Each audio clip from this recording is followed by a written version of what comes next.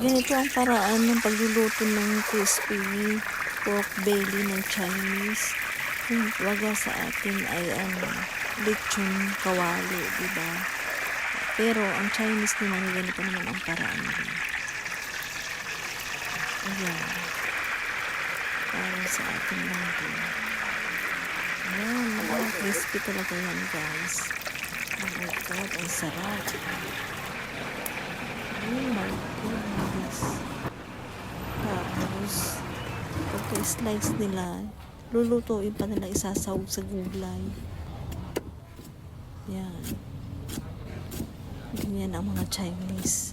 Ito ang Chinese style talaga sila. Yan, ganyan. Lalagyan nila.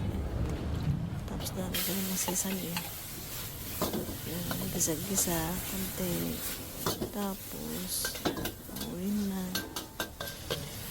Yan, solve na. Ang sarap. Lalagyan lang ng chili at saka sesame seed. Yan.